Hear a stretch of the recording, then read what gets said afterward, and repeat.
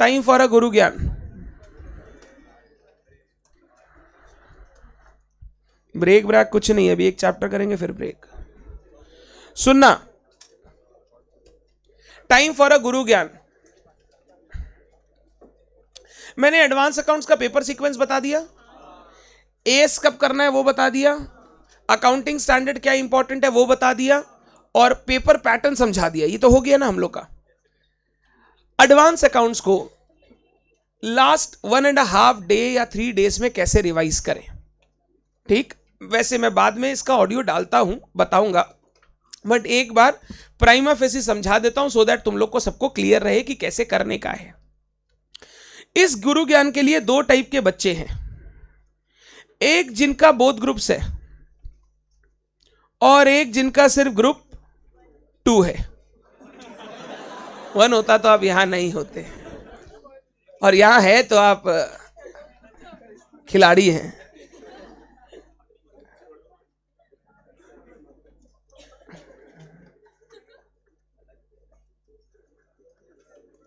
अब सुन, प्रिंस हो गया, बस ज्यादा मत बोलो, चुप हो जाओ, काट देंगे कनेक्शन।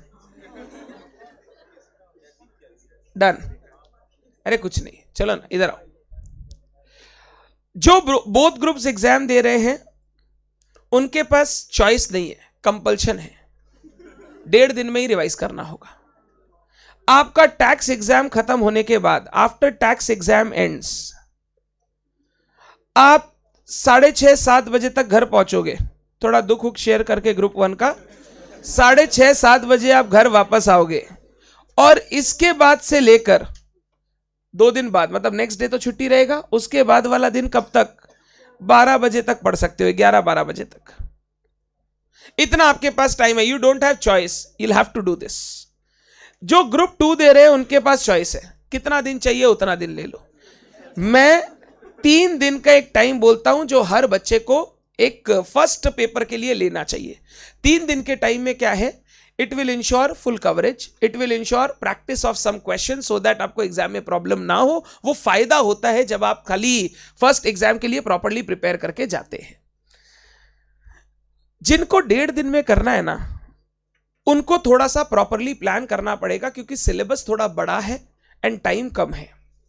हम लोग प्लान कैसे करेंगे, समझो बात। टैक्स पेपर से आने के बाद यू विल बी एग्जॉस्टेड, क्योंकि वो पेपर खुद में इतना लेंदी है कि उसका जो रिवीजन कर रहे थे लास्ट 2 रात, शायद हो सकता है तो बहुत ही कम सोए हो, तो यू आर एग्जॉस्टेड। 2 ऑप्शन है, आते ही थोड़ी देर नींद ले ले, उसके बाद उठ के पढ़ना। बट कुछ लोगों के साथ ऐसा होता है, सोएंगे तो सुबह ही उठेंगे, उनको वो रिस्क नहीं लेना है। ये मेरे साथ भी हुआ था, उनको ये रिस्क नहीं लेना है। आप फर्स्ट डे जब आओगे, क्योंकि आप बहुत एग्जॉस्टेड हो, आप टफ पोर्शन नहीं, इजी पोर्शन को कवर करके कंप्लीट करोगे। You can complete things like on day 1 after tax, नहीं एएस नहीं, एएस बाद में लास्ट डे पर देखेंगे। अब एएस है, समरी पढ़ा हुआ है, क्वेश्चन देखा हुआ है, तो एएस को बार बार करने का दरकार थोड़ा बहुत दिन में अगर एक बार समरी भी घुमा लोगे ना, तो तुम देखोगे वो कंटेंट तुमको याद रहते रहेगा। डे 1 में छोटे chapter like ESOP, buyback, liquidation, internal reconstruction, ये अगर सल्टा पाओ तो क्या करना है सुन ले। बैठ के तुम लोग क्वेश्चन नहीं बना सकता, तुम लोगों को सिर्फ रिवीजन मोड ऑन रखना है। हां, कुछ इंपॉर्टेंट चीजें हैं जिनको एक बार हाथ से करके निकाल लेना चाहिए। जैसे बाईबैक में वो 3 कंडीशंस, एक बार वो डेट इक्विटी रेशियो का कैलकुलेशन वगैरह हाथ से कर लेंगे ना, कोई भी एक एग्जांपल एक क्वेश्चन में, ये क्वेश्चनर का ही क्वेश्चन अगर देख लेंगे ना, तो वो एक बार हाथ से निकला हुआ रहेगा, तो एग्जाम में गलती नहीं होगा। ईसॉप में वो अर्निंग बेस्ड वेस्टिंग वाला, पहला साल में नहीं हुआ तो दूसरे में हो सकता है 1/2, फिर 2/3, वो वाला क्वेश्चन एक बार हाथ से निकालने का। लिक्विडेशन में लिस्ट बी कंट्रीब्यूटरी का टेबल एक बार हाथ से निकालने का, क्योंकि वो ऐसी चीजें जो हो सकता है एग्जाम हॉल में पॉइंट याद नहीं आए तो गलती हो जाए। कुछ ऐसी चीजें हैं जिनको खाली आपको देखने का है। इंटरनल रिकंस्ट्रक्शन में शेयर सरेंडर एक बार हाथ से निकालने का, क्योंकि वो शेयर सरेंडर की 2 एंट्री, एक एंट्री में शेयर इश्यू करते हैं, फिर दूसरे एंट्री में कैपिटल रिडक्शन में लायबिलिटी को ट्रांसफर करते हैं, वो एक बार देख लेने का। तो तुम लोग जो सिर्फ जो दोनों ग्रुप दे रहा है उनके पास सारे क्वेश्चन वापस करने का टाइम, आपको सिर्फ क्या करना है, जो इंपॉर्टेंट एरियाज है जहां गलती हो सकती है सिर्फ उसके क्वेश्चन करने हैं। डे 2 हमारा मोस्ट इंपॉर्टेंट डे रहेगा, जिस दिन में हमको मैक्सिमम कवरेज करना है। सुबह सबसे पहले you should start with chapter of amalgamation. Amalgamation और अमलगमेशन हमने किया, you are comfortable with it, हो जाएगा फटाफट, क्योंकि अमलगमेशन लिक्विडेशन दोनों हुआ है। आप चाहो तो पार्टनरशिप में घुस जाएंगे। अब पार्टनरशिप में भी ना चैप्टर बहुत बड़ा है। कितने पार्ट्स है? पहला डिसोल्यूशन, इंसॉल्वेंसी, एक मान लो या दो मान लो जो तुम्हारी इच्छा, फिर पीसमील, फिर अमलगमेशन ऑफ फर्म्स और फिर कन्वर्जन, कन्वर्जन या सेल। कन्वर्जन और सेल गंदा है, थोड़े क्वेश्चन उसमें ना टेक्निकल। उसमें भी कौन से क्वेश्चन जिसमें 6 महीना करने के बाद फिर उसके बाद वापस बनाओ, कि बना 6 साल का शुरू हुआ, उसका बैलेंस शीट दिया हुआ है, कन्वर्जन 6 महीने के बाद हो रहा है, तो पहले 6 महीने तक का सारा काम करना पड़ता है, फिर उसके बाद कन्वर्जन का काम करना पड़ता है। वो गंदे क्वेश्चंस थे। आपको क्या करना चाहिए, गंदे क्वेश्चन को बाद में, पहले आप जो नॉर्मल पॉइंट्स है, डिसोल्यूशन वाली अकाउंटिंग एकदम अमलगमेशन से लिंक्ड है, पीसमील वगैरह, इंसॉल्वेंसी वगैरह, अमलगमेशन ऑफ फर्म वगैरह, वो पहले सल्टा देना चाहिए। वो जो एक पॉइंट है ना, उसको लेके 2-3-4 घंटा वेस्ट करने से अच्छा उसको रोक दे कि भाई इसको देखेंगे बाद में, क्योंकि वो अगर क्वेश्चन एग्जाम में 20 मार्क का दिया भी ना, it will be a question जिसको हो सकता है छोड़ना पड़े, क्योंकि उतना टाइम हम उस समय डिवोट कर पाए पॉसिबल नहीं है। और अगर नॉर्मल आएगा ना तो वो क्वेश्चन एकदम इजी होता है, कि जहां पे बोला आज हम लोग कन्वर्जन करने जा रहे हैं, ऐसे ऐसे शेयर इश्यू होगा, पार्टनर को ऐसे ऐसे बांटना है, तो सिर्फ एक ही चीज उसमें सीखी थी, पार्टनर को पीसी को सही से बांटना। शेयर कैपिटल को हो सकता है बोले पीएसआर रेशियो में बांटो, हो सकता है जो शेयर इश्यू करे बोले कैपिटल के हिसाब से रखेंगे, वो जैसे बोलेगा उसको फॉलो करने का। अमलगमेशन पार्टनरशिप करने के बाद आप एएस में चले जाओगे।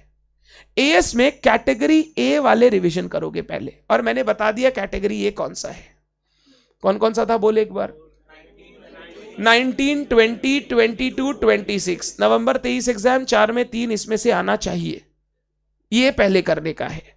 फिर आप चाहो तो चले जाओ कंसोलिडेशन में। अब कंसोलिडेशन क्या है ना, रिवीजन से ज्यादा अगर जो मास्टर प्रॉब्लम था ना वो एक एक क्वेश्चन बना लेंगे तो जल्दी आप कंसोलिडेशन को सल्टा पाएंगे। जो एक बैलेंस शीट का क्वेश्चन जिसमें सारा एडजस्टमेंट था, और एक पीएल का क्वेश्चन जिसमें बहुत सारे एडजस्टमेंट थे, जहां पे इंट्रा ग्रुप एलिमिनेशंस थे, वो वाला क्वेश्चन अच्छे से करने का है। दो, और दूसरा सुन, जो छोटे क्वेश्चन था ना कॉस्ट ऑफ कंट्रोल, गुडविल वाले, उसमें एक क्वेश्चन में डिविडेंड वाले में थोड़ा सा टेक्निकल हो, वो डिविडेंड, और एक minority interest in case of loss. जब लॉस होता था तो पहले माइनॉरिटी, हो सकता है इस बार आ जाए क्योंकि बहुत दिन से दिया नहीं है, और लास्ट टर्म में 2 कंसोलिडेशन दिया हुआ, तो 10 मार्क में एक हो सकता है वो क्वेश्चन बैठा दे, 15-20 की देने की जगह 10 का एक और एक 5 का छोटा क्वेश्चन दे दे। वो सब चीज करना है। कंसोलिडेशन का प्रैक्टिस अगर क्वेश्चन से करेंगे ज्यादा बेटर रहेगा रेदर देन रिवाइजिंग। रिवाइजिंग में पता है क्या देखना चाहिए, सिर्फ वो 5 स्टेप, पहले share holding percentage, analysis of profit, cost of control, minority interest, consolidated PL. वो अगर देख लिया तो वो समझ ले रिवीजन हो गया, वो बैलेंस शीट कंप्लीट है। उसके बाद तेरे को क्वेश्चन में सीधा राइट अवे जाना चाहिए। क्लियर है बात? इसके बाद कैटेगरी बी वाला एएस देखने का, ये तुमको देखो इस दिन कवरेज करना पड़ेगा। अगर थोड़ा प्रूडेंटली कवर करोगे ना, क्वेश्चन कम बनाने पे ध्यान दोगे और इंपॉर्टेंट चीजों को देखने पे ध्यान दोगे तो कवर हो जाएगा। मेन खेला खेलेगा समरी बुक और ये एएस का समरी, जिससे रिवीजन थोड़ा फास्ट होगा। डे 3 पे सुबह उठते ही बैंकिंग एनबीएफसी। अब बैंकिंग में क्या है, बहुत सारे छोटे छोटे पॉइंट्स है, समरी बुक घुमाने का, पॉइंट्स देखते जाने का। कुछ क्वेश्चन हाथ से करना चाहिए, जैसे रिबेट ऑन बिल डिस्काउंटेड, थोड़ा सा वो टीयर 1 टीयर 2 कैपिटल कंप्यूट करने का। एक क्वेश्चन वो याद करना जिसमें हम लोग आइडेंटिफाई कर रहे थे एनपीए, कौन सा सब स्टैंडर्ड है, कौन सा स्टैंडर्ड है, वो वाला ऐसा क्वेश्चन अगर 1-2 देख लिए काम हो जाएगा। पीएल सर देखना है, पीएल देखना है, बैलेंस शीट नहीं देखना है, पीएल देखना। और पीएल बैंकिंग का इजी है, खाली वो बाइफर्केशन करना होता है कौन सा किस हेड में जाएगा, अदरवाइज उस पीएल में कुछ नहीं रहता। फिर उसके बाद आप करोगे एएस कौन सा, कैटेगरी सी। इस तरीके से आपका सीक्वेंस होना चाहिए ग्रुप 2 का, जब एडवांस अकाउंट्स आप लास्ट डे में रिवीजन कर रहे हो। सर मैंने एक चैप्टर या कोई टॉपिक छोड़ रखा है तो उसको लास्ट डे पे हाथ लगाने का भूल जाओ। अब आया भी तो चॉइस में जाएगा। अब लास्ट डे पे बैठ के कोई पार्टनरशिप कर रहा है जिसका पहले किया हुआ नहीं है, वो बेवकूफ है, वो सिर्फ टाइम वेस्ट कर रहा है और कुछ नहीं कर रहा है। कुछ नहीं करना है, भैया मेरा दोस्त बोला ये वाला आएगा, क्या आएगा किसी को नहीं पता है। तो दोस्त बोले या कोई भी बोले कुछ नहीं, अगर छोड़ा हुआ है तो छोड़ दिया, बात खत्म, अब हाथ लगाने का नहीं है। बाद बाकी सब इतना अच्छा से कर ले कि उसको करने का नौबत ही ना आए। यही सेम चीज जो बच्चे खाली ग्रुप 2 दे रहे हैं वो भी फॉलो करेंगे, बट उनको इंश्योर करना है थोड़े क्वेश्चन की प्रैक्टिस आप रिटन ज्यादा कर लो, सो दैट एग्जाम में आपको हेल्प मिले। आपको ना ऑडिट पढ़ने का जरूरत नहीं है 3 days बिफोर एग्जाम, क्योंकि ऑडिट में अलग से 2 दिन छुट्टी है। आप 3 दिन जो आपका अकाउंट्स का छोड़ोगे एडवांस अकाउंट्स, उससे पहले 2 दिन EIS-SM कर लोगे, थोड़ा SM का एक रिवीजन करके सल्टा दिया, उससे 2 दिन पहले थोड़ा FM पढ़ लेना, सो दैट लास्ट एग्जाम्स में जब जाए तो रिवीजन मेरा थोड़ा सा पहले से किया हुआ है। मैं SM रिवाइज किया हुआ हूं तो मैं पहले EIS शुरू करूंगा, अगर लास्ट में टाइम बचा तो SM का भी रिवीजन कर लेंगे, नहीं तो SM पढ़ा हुआ है। जो सेकेंड ग्रुप दे रहे हैं ना, उनके पास बहुत अच्छा अपॉर्चुनिटी है।